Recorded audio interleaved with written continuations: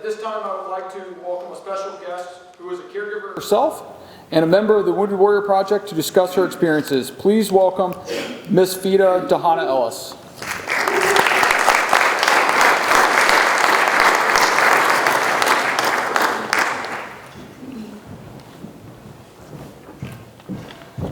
All right, aloha everyone. I'm super short, so I hope you can see me from behind the podium. My name is Fitha Dahana-Ellis, and I am the Warriors to Work Specialist and Team Lead for Wounded Warrior Project. I've been at Wounded Warrior Project in Hawaii for about 5 years now. Wounded Warrior Project does partner with the Elizabeth Dole Foundation. We serve post 9/11 veterans who have incurred a wound, illness, or injury during their time in the service. Here in Hawaii, there are 4 of us. We're a mighty team of 4, and we provide all kinds of services. I am the career counselor, so I help with things like resume writing, job placement. In fact, here in this room, I have several success cases. Matthew Takumi was one of my cases, and we have 2 more teammates, and they do the more fun job. Those guys take you out. So if you want to go surfing, stand-up paddling, yoga, movie night, you name it, we do it.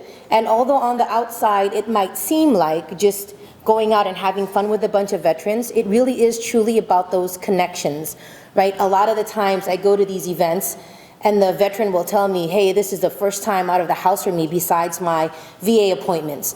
Or maybe it'll be like, hey, this is the first time I've been able to watch a movie with my entire family, because as you know, it's a small fortune to watch a movie. So, on the outside it might seem like fun stuff, but it really, really is about all those connections that are made. We want to get the veterans out there. Next slide, please.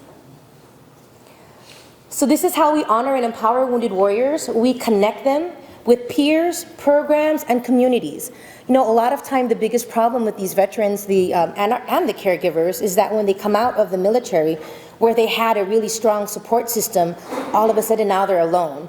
And that's certainly what my husband went through. He went through having a really close-knit band of brothers. Now it's just me, right? There's no one else really out there. We serve by providing free programs. We don't charge for any of our programs. We don't collect any dues because we believe that those dues were paid for on the battlefield. We have over a dozen programs that we provide to you free of charge, and these programs cover mental health, financial health, as well as physical health. And then we empower them. We empower them to live their best life. We empower them to help one another. Like we always talk about living the logo at Wounded Warrior Project. Our logo is one warrior carrying another warrior. So perhaps when you first join the Wounded Warrior Project, you are the person that's being carried on top. Our hope is through these programs, as you become more connected, as you further down the journey, you will eventually become the warrior on the bottom, helping your battle buddy through their own struggles, right? So if you want more information on Wounded Warrior Project, I have a little small space next to the Vet Center, guys. I'll be there. There's some documents or brochures that you can pick up as well. But today I'm here really to talk about my journey as a caregiver. So I am, besides working at Wounded Warrior Project, I am married to a wounded warrior. My husband was stationed here, 235, Cacti, infantryman, door kicker, right? He was super, when I met him, he had just come back from an 18-month deployment. And although I will never use the words warm and fuzzy to describe my husband, he at that time was just someone who was glad to be back from deployment. He was glad to be back in Hawaii. He was, wanted to run around town. We wanted to see movies together. We wanted to explore the island. He was really kind of outgoing and funny. And, we shared the same kind of dark humor. I remember one of the first stories he told me was they were going to go on mission. And then everyone was kind of pouty because they hadn't slept for like whatever hours. And then he rolled up to them. He's like, hey guys, guess what? It's payday. And so the guys are just like, are you serious? So it's like that kind of like dark sense of humor that you need to have in order to survive, right? So that's what we shared. And so, very quickly, within a year, we married, and then he redeployed. When he was deployed the second time, I'm not sure exactly what happened, but there was a big shift in his personality after that. He came back from deployment. During the time he was deployed, we had our first child, and slowly, I started to notice that he's different. there was nothing really that I could specifically put my finger on. Oh, this is how he's different. It wasn't like that. That experience to me was not like that. Like, I was just happy because I knew a bunch of his friends had got really, really injured. Some, didn't make it back. I was just happy to have him back. But then slowly I started, this is not the guy that I met years ago. He's always short. He's, it's just weird. He gets angry. Like, I started to have to walk on eggshells. Before, I could just tell him anything, really, no matter how dark and twisted or crazy it was, I could just tell him. Now I felt like I had to filter myself because I didn't know if there was something that I was going to bring up that would all of a sudden trigger him and get him upset, right? And so that was the beginning of it. I was kind of like, I don't know. But because I was busy raising a baby, I didn't really think about it that much. I figured, maybe it's just, they used to call it combat fatigue, right? Maybe he's just wound a little tight, he'll get better. Shortly thereafter, we got orders, and when we got orders, I was super excited because I've lived most of my life in Hawaii, and I remember his friends had just gotten orders to Germany, and I'm thinking, oh my gosh, maybe we get to spend time in Europe. No, that's not where we ended up. We ended up at Fort Campbell. Yay, Fort Campbell, yay, yes. Which is between Tennessee and Kentucky and Tennessee, an area that I refer to as Tennessee, because it was quite a sad story coming from Hawaii, where there's everything, there's a lot of Asian food, there was just so much to do, to being at Fort Campbell, right? I was like, this is so different for me. I am someone who's been working my entire adult life. When I got to Fort Campbell, I could not find a job. I could not even get an interview for a job. I'm taking care of 2 children in diapers. I'm alone. I have no friends. And my husband, like, I don't know who this man is. Like, he's always angry. It's always something. I remember one day we went to Walmart. Oh, this guy. We went to Walmart. We're walking down the aisle.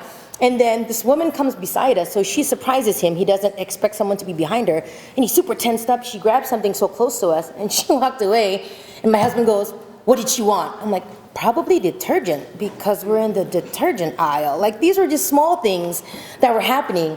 And then he, when he got to Fort Campbell, it was always something, complaining, my leadership sucks, this bad, everything is bad, nothing is good. And so finally, he got out of the military. During that same time, I finally found a job working at the ACAP Center, which is now Soldier for Life. And so I started finally learning about different resources that were out there. During this time too, I started Googling, okay, I feel like maybe he has PTSD. And finally, I asked him about it. I said, hey, do you think you have PTSD? And of course, he answered the same answer that everyone answers, no, I'm fine, everything's fine, I'm fine, everything's fine, right? And then, but I was like, I really think you should, he got out, he didn't even want to claim PTSD, he only had 10% for tinnitus, right? I'm like, no, dude, I really believe, and he was, no. Until one night, one lovely evening, it must have been midnight, right? My daughter was an infant, and I remember she had woken up, and then all of a sudden there was a big bam, bam, right? And then this man jumped up over me and my baby in bed. He grabbed the flashlight, he grabbed the weapon, and then he says to me, grab the M4 and follow me. And I'm like, wait, what's happening? I did not grab the M4. What I did grab was the phone, because I figured, dude, what if there's a man just walking his dog? This is gonna, I was so scared. Like, I can laugh about it now, but at that time I was like, oh man, things are gonna happen. We had to clear the house. Room by room, we had to open the door and make sure no one was in there. My mom, who was in her 70s, was visiting us in Tennessee at that time. This man swings the door open, flashlight, I don't know how he holds it, but he's like, who's in here? And my mom's like, I'm here. My mom wakes up, I'm here. She's like, no, it's fine, go back to sleep. I'm like, she's not gonna go back to sleep. You just scared the crap out of her. So finally, room by room by room, finally we get to the garage, we find the culprit. It's just a box that had toppled over because of, gravity. So finally we sit down and I say to him, I think you have a problem. And this was the first time he was able to say, you're right. Maybe I am wound a little tight. Like, maybe I need help. And at that time I was so relieved because, finally he is strong enough to admit that there was a problem. Before that, you feel like you don't want to even admit there's a problem, because if you admit there's a problem, then you're weak. To me, it was very strong for him to finally say, hey, I do have a problem. But at the same time, it was a little bit like, okay, now what? Okay, we have PTSD, but now what? Back then, it was only 2012. There weren't that many organizations out there. And one day, Wounded Warrior Project came and did a presentation for us, specifically focusing on mental health. And I sat in that darkened conference room and I just started crying. I started crying because, you know, you don't realize, I didn't even realize I was a caregiver. I was just, you know, the wife of this grumpy man, right? Like I didn't realize that I was a caregiver, although slowly, I was taking on those additional tasks. I was the driver, the cook, the nurse, the CFO, the CEO, like everything, right? And then finally they came and they talked and I promised myself two things, right? The first thing I said was, no matter what my husband says, I'm gonna register him for Wounded Warrior Project, you know, because I knew he was gonna say, I don't have any physical wounds, I don't deserve to be part of this program. But you know, I have access to the DD-214 and his VA rating, so I registered him. And so then and then the second thing that I promised myself was, I am going to work at Wounded Warrior Project one day.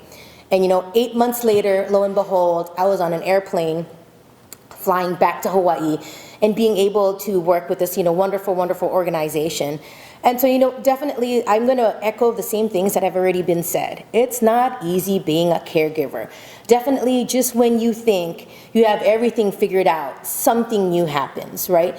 And you know, my main takeaway is, use the resource out there. You don't have to do this alone. Whether it's the Elizabeth Dole Foundation or the VA or Wounded Warrior Project, there are so many organizations out there to help you. Use those organizations.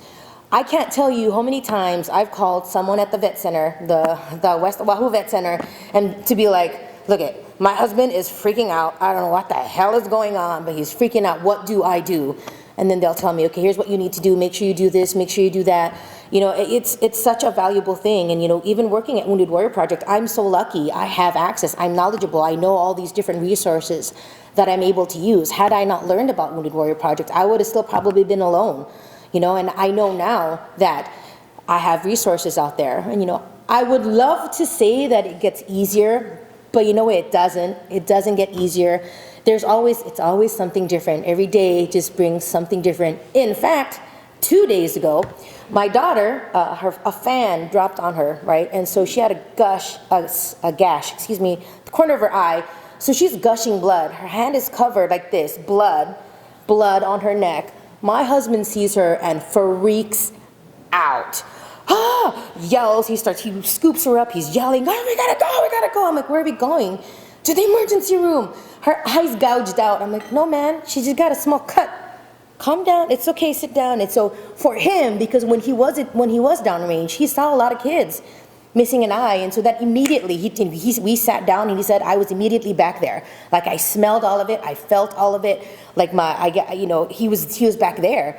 And it took him a long time to calm down, even after I showed him, listen, it's just a small cut, we just clean it up and put one of those butterfly Band-Aids, and she was totally fine. But in that moment, when he saw this with blood here, it was really scary. Like for me, I was like, oh my gosh, he's yelling at everyone. We all had to get into the car. He scooped her up.